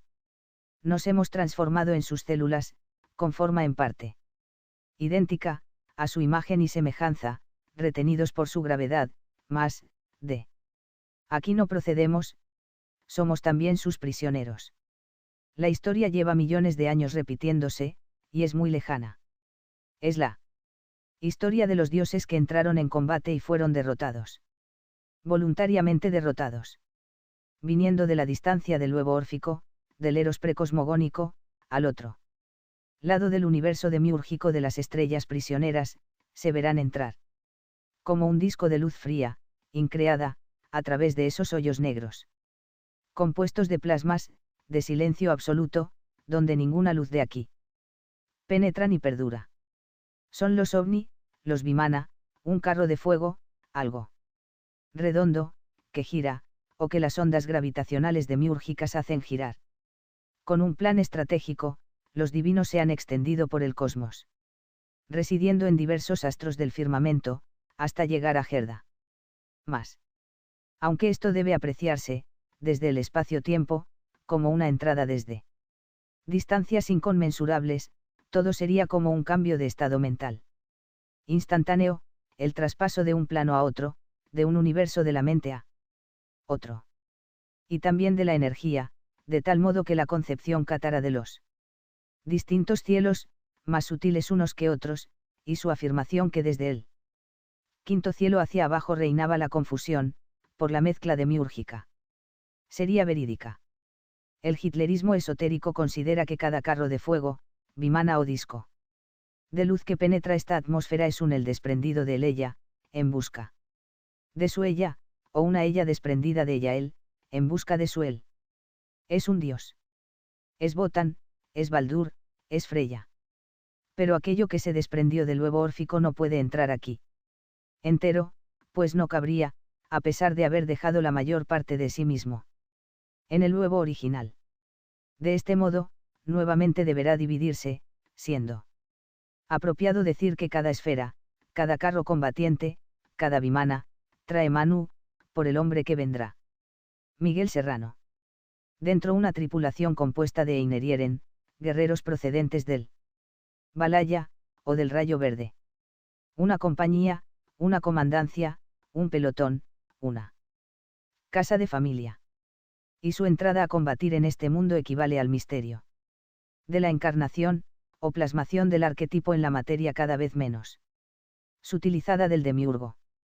A medida que el ovni o vimana va pasando por diferentes planos de la condensación de la energía, se reviste con ella, hasta hacerse visible en Gerda, de modo que podría decirse que se conforma gradualmente de su sustancia, cuando entra y cuando se el número de la división del arquetipo al interior de la esfera, su tripulación, estará también condicionado por la densidad de la materia que cruza, o que habitará momentáneamente, por la vibración de su energía. Subsecuentemente, los componentes de la tripulación, sus cuerpos, deberán adquirir la consistencia del medio por el que transiten, hacia afuera como hacia adentro, siendo los diferentes cuerpos que posee un cuerpo, de que nos hablan algunas doctrinas espíritu, alma, materia. En el fondo, no hay más que un solo cuerpo que va adquiriendo diversas consistencias, desde el átomo simiente, desde una raíz genética invariable, como hoy se diría. Cuerpos del cuerpo, que serán necesarios para entrar y, en especial, para salir. Cuerpos que se han atrofiado, hasta desaparecer como potencia, hasta perder su capacidad de salirse. La estrategia en la invasión del mundo demiúrgico por los divinos Divya se cumple como el misterio eucarístico, por así decirlo. El dios Divya se divide. Entra aquí como un disco de luz, como un círculo cuya circunferencia está en todas partes y su centro en ninguna. Y es Wotan. Venido de la ciudad de Asgard, edificada en un perenne irse transparente. En alguno de los otros planos más sutiles de la plasmación, en alguno de los cielos anteriores al quinto cualquier cielo podría ser mi cielo, en él. Valaya, donde rigen otras leyes y gobierna otro ayón tiempo. Más, dentro del imperio del demiurgo, siempre en su dominio. Abandonando el plano del espíritu, de la eternidad, los dioses que salieron del huevo precósmico y penetraron hacia el estado de la materia corrompida. En el campo del enemigo, edifican también sus ciudades, sus cuarteles, sus castillos con la misma materia, energía y tiempo que allí van encontrando. En la enorme extensión de las estrellas, en las casas del zodiaco. Es así. Que la Asgard de Leo será distinta de la de Aries y de Piscis, la hiperbórea celeste, a la hiperbórea polar, en Gerda. Aun cuando el modelo, el prototipo de la ciudad de Asgard, de Agartha, de Chambaya, de la ciudad de los Césares, se edifique siempre sobre la nostalgia y el recuerdo de la morada Manu, por el hombre que vendrá. Miguel Serrano. Ancestral del rayo verde. La consistencia de la plasmación de la ciudad, al igual que del cuerpo de los Divyas, y la materia de que se componga el carro o vehículo del dios, habrá de corresponder a la sustancia y vibración de la energía del mundo que penetren, para hacerse visible, por un instante, al órgano de la percepción de las mentes de los seres que lo habiten. Así habrá de comprenderse la afirmación de que los platillos voladores, los ovnis, son ángeles, entran, se ven por un instante y luego desaparecen. Se han integrado, pero deberán partir rápido para no cristalizar y no perder la capacidad de desintegrarse. El poder de Odil. De Vareno, la ciencia de la implosión, la capacidad de retornar al centro. Que está en ninguna parte. El misterio de la encarnación odínica no es fundamentalmente distinto al de la encarnación del esoterismo crístico, al misterio eucarístico de la misa. Omese, que quiere decir siembra, cosecha. Los granos se dispersan sobre la tierra del demiurgo. Un grano de trigo es exactamente igual a otro, lo es en su esencia, y las espigas, lo son al grano. Los ejércitos se extienden en un plan de ataque prefijado por los guerreros de Asgard, por su jefe supremo, el señor de los ejércitos, Wotan, que también es poeta. Su guerra es un relámpago, una blitzkrieg como la del Führer, se gana o se pierde como el rayo. Porque Wotan también es el viento, el huracán. Y su caballo es Leitnir, de 8 patas, galopa solo con 4 en este mundo. Las otras son para la eternidad. Cuando el ovni baja aquí, se abren sus puertas y salen los guerreros como un huracán. Cada uno de esos Einherjer es igual a Wotan, es él, aunque se llame Baldur, Thor, Siegfried, Tristán o Parcival. Cada uno vivirá una historia arquetípica, que solo en Wotan se transustancializa. Y es como la hostia. Que también es redonda como el Vimana, como el ovni, como el carro de guerra.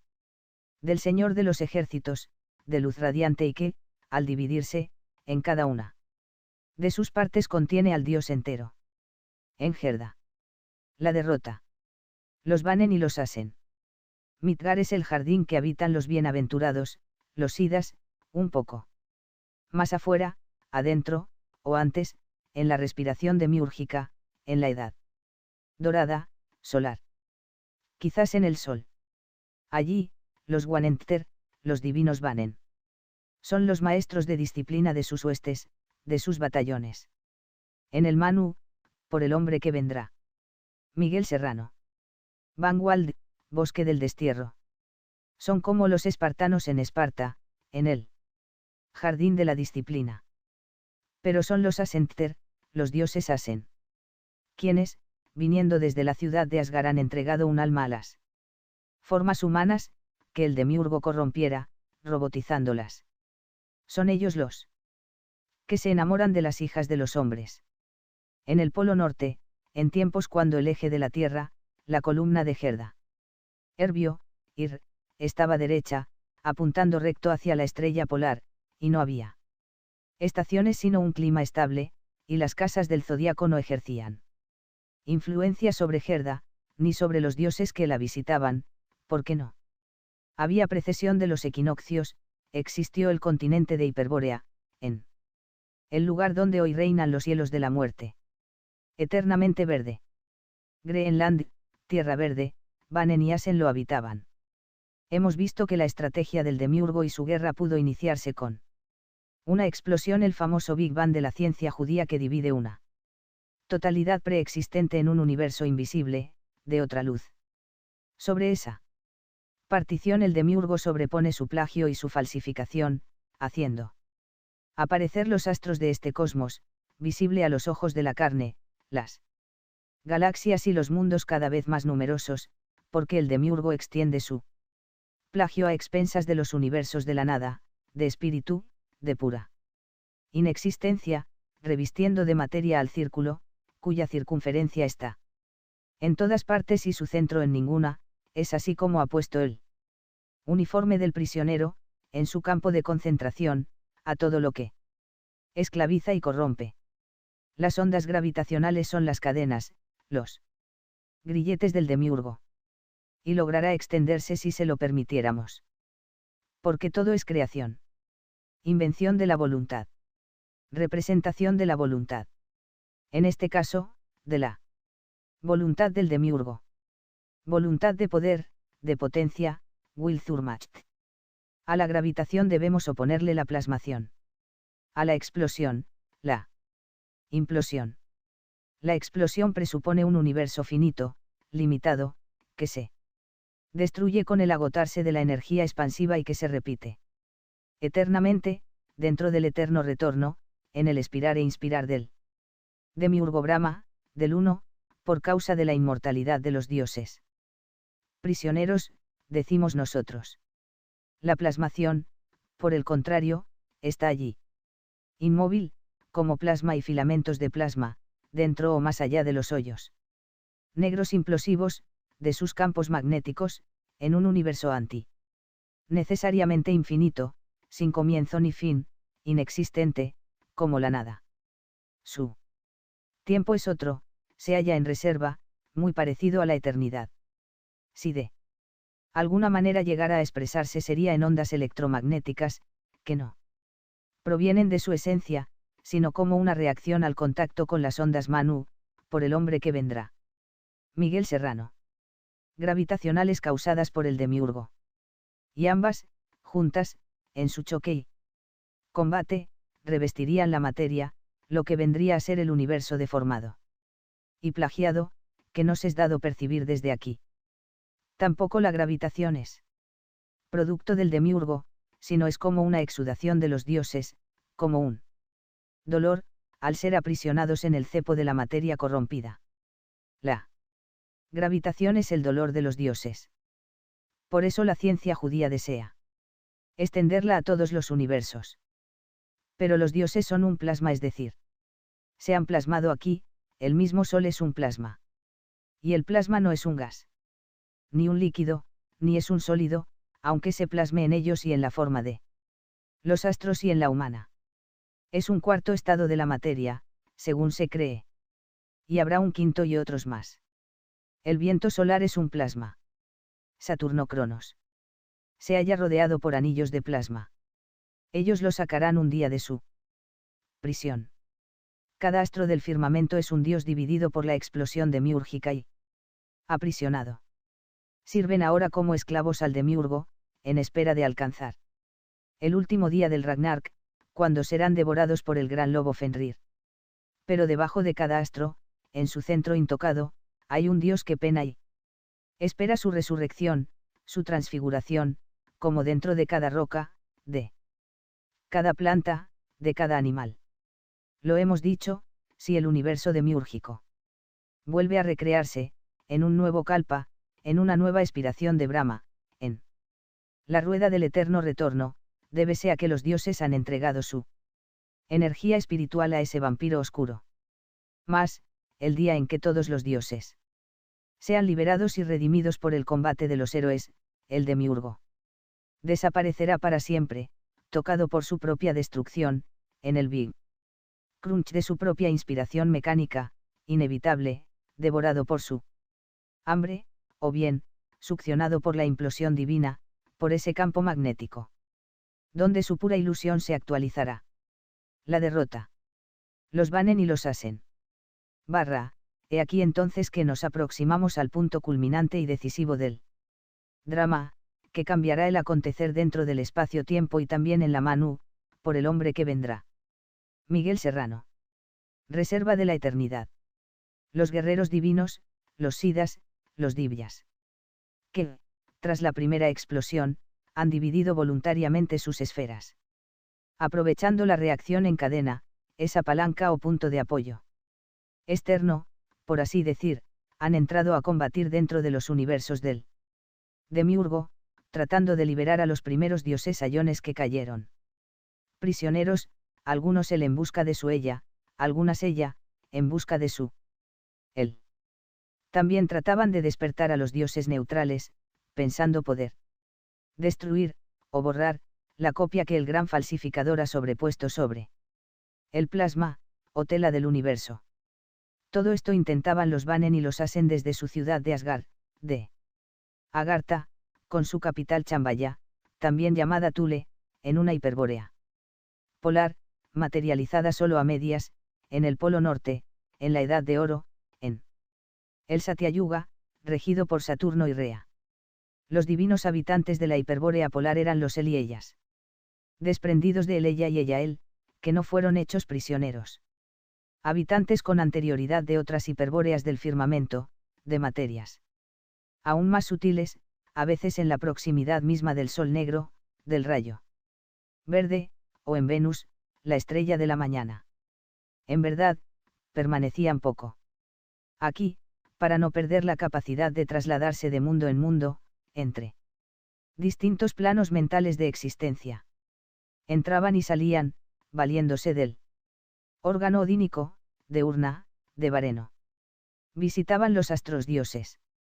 Prisioneros, habitados por divinos espíritus, atrapados por el demiurgo, de distinta consistencia y vibración, él y ella, animales, plantas, rocas. Fuego, agua, aire, figuras arquetípicas recurrentes. Estos astros también tuvieron alguna vez otras consistencias más sutiles, porque también ellos fueron el ella y ella él. Liberarlos significaría poder restituirles la capacidad de desintegrarse, sutilizando su materia, recuperando así un cuerpo etérico, astral, mental. Para salir en astral nuevamente.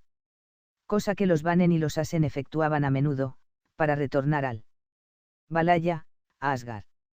Los Vanen y los Asen, aun cuando bienaventurados, templaban sus armas en el bosque del destierro, en el Vanguard, envueltos en la semipenumbra, o semiluz, de la nostalgia del hogar perdido, de la totalidad primigenia, que, como una música recóndita les llegaba desde más allá de las estrellas. En los inmensos espacios buscaban la otra parte de su totalidad, en las rondas del eterno retorno, a sabiendas que lo lograrían venciendo en la gran guerra. Ellos eran los dioses guerreros, ellas, las sacerdotisas, las Asinen y Vaninen, que custodiaban el fuego en Hiperbórea, las lámparas de luz fría. La nacida quinta en una casa de familia, en Aryanavaiji, la hermandad Arya Manu, por el hombre que vendrá. Miguel Serrano. De Thule, tendría la capacidad de representar la visión del origen, del huevo órfico y de iniciar en el amor mágico, capaz de resucitar a los héroes, ya caídos. Ellas poseían la fuerza femenina llamada aropa. Contraparte del bundi masculino. Licor dorado del sexo de la sacerdotisa virgen, de la asina, de la vanina. Mezclada a bundi sería capaz de desintegrar la pesada materia de las estrellas prisioneras, de derrotar al demiurgo. Cuando era necesario producir nuevos guerreros para invadir los mundos innumerables del demiurgo, los divyas creaban otros cuerpos por medio de una partenogénesis mental, tal como Zeus diera vida a Atenea sacándola de su cabeza, en su justa edad y vestida de guerrero. Casi todos los astros, en especial aquellos más alejados de la explosión primera, los que no emitían luz propia, eran huecos y poblados en su interior por seres que vivían historias paralelas a los habitantes de la superficie, aunque al revés. Adentro se ganaban los combates que aquí se perdían, se iba hacia el pasado en lugar de hacia el futuro, se giraba en dirección opuesta. En el inmenso imperio del demiurgo, del uno, regido por ayones esclavos, el tiempo no es el mismo, marcha con distinta velocidad. Porque su espacio es más, o es menos espeso, las cadenas de la gravitación pesan diferente. En la hiperbórea polar, los seres no morían, únicamente cambiaban de estado. Y cuando perdieron la capacidad de salirse y de transitar, despojados de Urna, de Vareno, de Odil, cuando Bundi saltó hacia afuera, ya no integrado con Aropa, para procrear el hijo de la carne, los hiperbóreos vivieron todavía 1000 años. Esto era en el Satyayuga. Fue con la derrota de los Asen que la muerte se precipitó como un huracán sobre los inmortales. El pecado racial. La muerte es el horno en que el demiurgo guisa su alimento. La materia se disuelve en la materia, la energía gira, se transforma, y del dolor ascienden los vapores espesos que lo fortalecen, su mayor alegría la extrae del sufrimiento. Mas, la muerte orgánica, provocada por el demiurgo, es también la falsificación y corrupción de un arquetipo extraceleste de la partición del huevo órfico, del eros cosmogónico, que la iniciación de los héroes reproduce en la muerte mística, mágica, cuando al ario le ha sido dado descubrir el camino de la resurrección, y Botan, crucificado en el árbol Manu, por el hombre que vendrá. Miguel Serrano. Yggdrasil, del espanto, ha reencontrado las runas. Pero no nos adelantemos. Estamos aún en Paradesa, la región alta, polar. Junto al monte de la revelación. Asen y Vanen viajaban constantemente a otros astros del firmamento, conformando ellos mismos sus vehículos, sus vimanas, desintegrando y rehaciendo sus formas materiales, sutilizándolas o densificándolas. No se han encontrado osamentas fósiles de aquellas lejanías, pues los huesos no existían ni siquiera en el animal hombre, menos en los ángeles, ambos de consistencia semivaporosa. La gran falla de la fabricación demiúrgica queda de manifiesto en la economía con que se han montado los órganos de la reproducción, confusamente mezclados con los de evacuación de residuos corporales. La misma boca que besa, come. La sangre original de los divyas era ígnea, envuelta en ese color azul que desprende la llama. Así, el color del cuerpo y de la sangre de los hiperbóreos era azul, como el de Krishna y el de Shiva. De este modo se veían aquí. Sus cabelleras eran casi blancas de doradas, como filamentos de seda o de lana.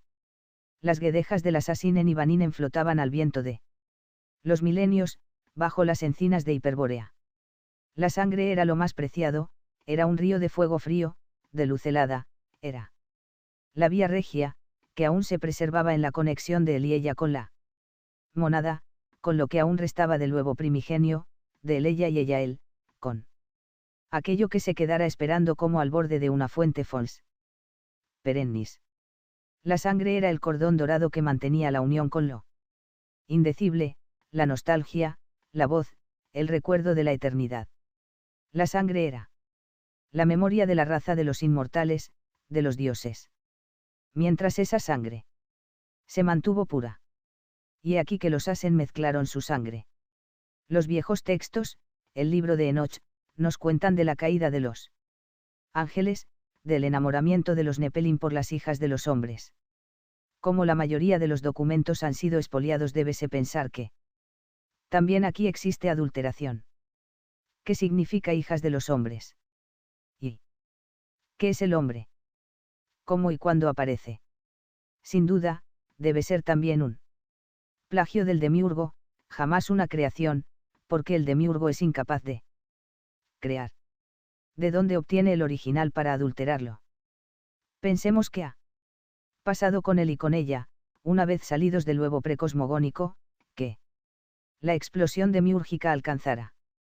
Ni es él ni esa ella tienen realidad ontológica separados de su centro original.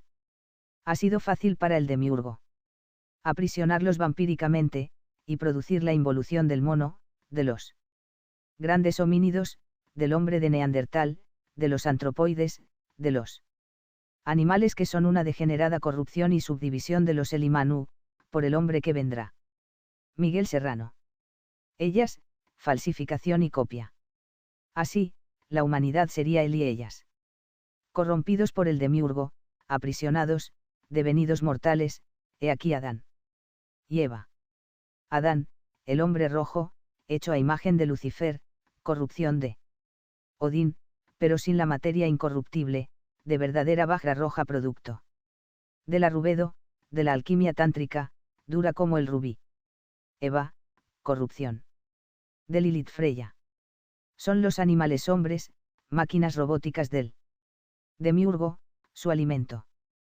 Pero esa mujer humana, hija de los hombres y de la tierra, en algo preserva su primordial belleza, en un cierto magnetismo irresistible, que fuera capaz de enamorar a los ángeles, una sustancia femenina abisal. A causa de la muerte, el demiurgo ha debido dotarla de órganos físicos de la reproducción, que le permiten multiplicar su alimento, y que son capaces de mezclar el placer intenso del orgasmo con el dolor y la sangre de los nacimientos. Así evita el demiurgo que con la muerte su combustible también desaparezca. Con el nacimiento obliga a otros él y ellas a encarnarse, aprisionándolos en sus redes.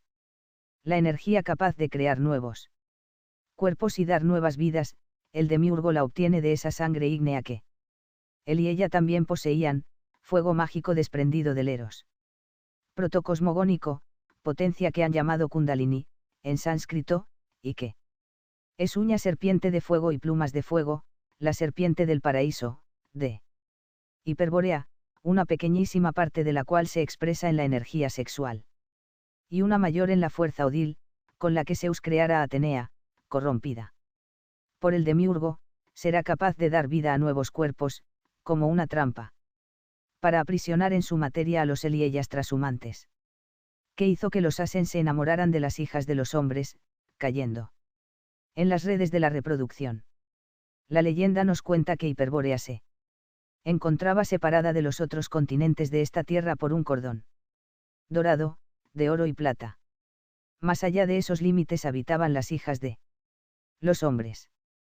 Los Asen las vieron un día y no pudieron resistir la tentación de amarlas. Debió ser también el demiurgo quien dotara a los Asen de los órganos de la reproducción física, de que ellos carecían. Significó un pacto con el demiurgo. Cero fue un riesgo aceptado, puesto que conllevaba la muerte y el peligro de la pérdida de la inmortalidad. Riesgo inmenso, pero que ofrecía a cambio algo jamás soñado ni por los más grandes utopistas. Tampoco habría sido difícil para los divinos Asen hacer aparecer en sus cuerpos los órganos de la reproducción física, por medio del poder de Odil. Separados al comienzo de cualquier otra función biológica, hasta su corrupción demiúrgica. El mito nos revela que los divinos no pensaban valerse del sexo de un modo permanente. Zeus, el ciso de los germanos, crea un hijo de la carne, Hefestos Vulcano, que nace feo y deforme. Por ello lo Manu, por el hombre que vendrá. Miguel Serrano. Arroja al centro de la tierra y deja de procrear de ese modo. Hará nacer a Atenea de su cabeza, como ya lo hemos dicho. Hace casi 40 años, así relataba en Ni por mar ni por tierra la caída del divino Asen viéndola reposar sobre el primer monte sobreviviente, el monte Casuati, donde 5 hombres se salvaron del diluvio, descubre reflejos de cielo. Dentro de esa forma está también su mundo, pero más duro, más espeso, más lleno de dolor. Y el ángel cae. ¡Qué gran caída hubo en el universo! Parece como que la Tierra es una escoria, que nuestro mundo lo es. Caída, primero, involución. El ángel se enamora del hombre. El pecado fue la unión de los dioses con el animal hombre. Hace 40 años la misma concepción, casi idénticas palabras. Venía yo de vuelta de la Antártica, donde el hitlerismo esotérico me había sido revelado por el Abatra. El demiurgo nada crea. ¿De dónde ha sacado, entonces, la capacidad de hacer aparecer seres nuevos por inseminación? Pues, procreación artificial es la que el demiurgo logra por medio del sexo de los humanos. Copia también. Plagio y corrupción de la partenogénesis de los dioses. Al demiurgo pertenece solo la explosión, la división, como revertimiento de la implosión, del ensimismamiento divino. Partición, destrucción de la totalidad. Lo hemos dicho, también su explosión ha venido a servir de palanca o trampolín a los dioses para salir por la herida o ventana abierta en el huevo primigenio, en busca de una cantidad que por allí se escapara. Pero el huevo no se ha roto, únicamente ha adelgazado sus paredes como para permitir filtrarse, salir, a él y ella. Y, luego, a los él y las ella.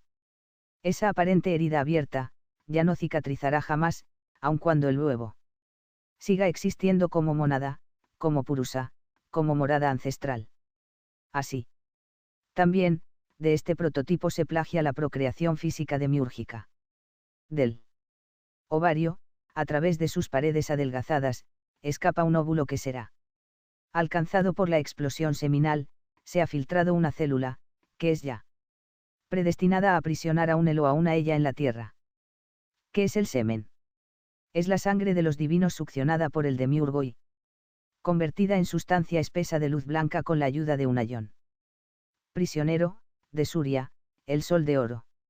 El semen es la runa odal transustanciada, el fuego azul empalidecido, es el robo del Graal, el aniquilamiento de Kundalini, el debilitamiento y muerte de la serpiente del paraíso, de la serpiente de Quetzalcóatl. El semen es el poder de los dioses arrojado a una sentina. Otra forma en que el demiurgo bebe la sangre de los dioses, destruyendo su poder y su voluntad creadora. Por ello, la iniciación tántrica de la India Arya prohíbe la eyaculación del semen a sus adeptos, Manu, por el hombre que vendrá. Miguel Serrano. Como una pérdida del oro alquímico, del aurum potabile. Tan grande habrá sido la conmoción producida por la caída de los Asen de Asgard, de Paradesa, de Hiperbórea, que los Vanen no pueden resistirlo y desean castigar a los infractores de la sagrada ley racial de los divinos. Todos los textos sobrevivientes del más lejano pasado nos cuentan de una guerra inmensa acaecida en los cielos del quinto hacia abajo. El ángel Gabriel lucha contra Lucifer, que en verdad es Miguel, patrono de los germanos. Y Lucifer es exiliado en el Polo Norte, donde cae de cabeza, con los brazos abiertos y extendidos, como la runa Ir, de la muerte mística. La simbología de esta historia cósmica y sacra deberá ser siempre revisada por el hitlerismo esotérico, pues ha sido adulterada por el judeocristianismo. Por esa ley de solidaridad, o sincronismo, la catástrofe interior de la raza de los inmortales será seguida por otra exterior en la naturaleza y en el cosmos. Entonces se produce la desviación del eje de la Tierra y el salto de los polos, de modo que el polo norte pasará a ser el polo sur, en la Antártica es allí donde se encuentra Lucifer ahora, helándose el continente de Hiperbórea y dejando en ambos extremos cerradas las entradas a la Tierra hueca, las que antes se hallaban permanentemente abiertas, uniendo El interior al exterior, por una escala o rayo de luz dentro y fuera. Eran meras palabras. La escala de luz era la runa Sieg.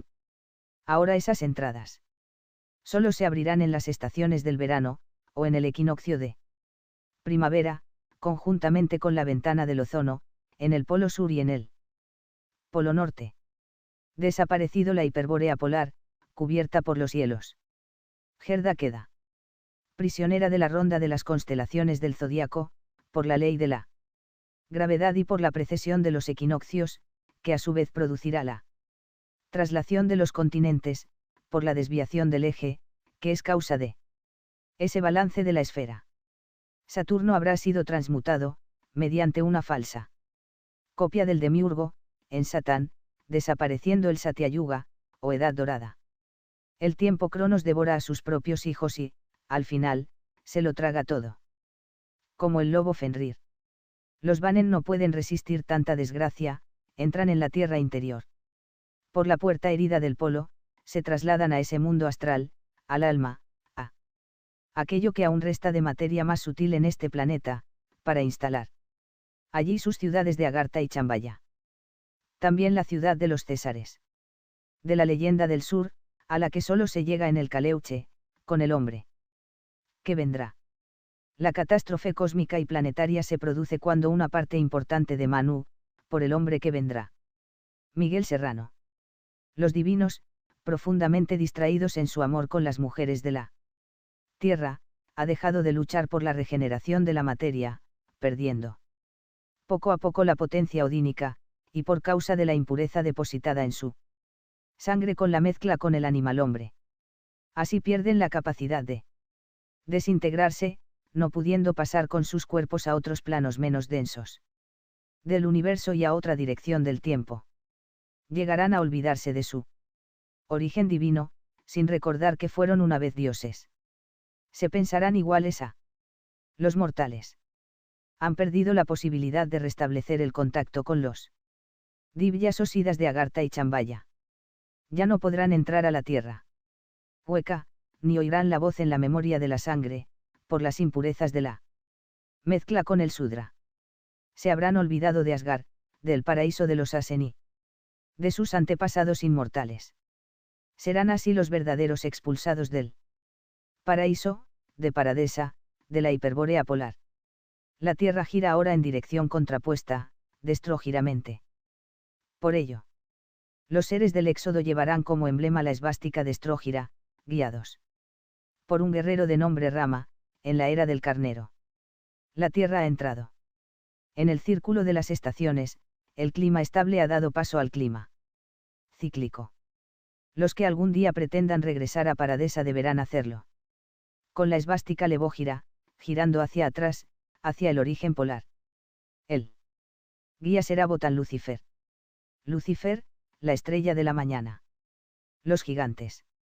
Lucifer es la luz más bella. Los cátaros lo llamaban Lucibel. Solo una parte de él ha caído de cabeza en el polo norte, quedando allí encadenado. Lo más esencial, lo mejor de sí permanece en la estrella de la mañana, también llamada Venus y Frigga. Es Baldur, es Botán, es Quetzalcóatl, es Baphomet.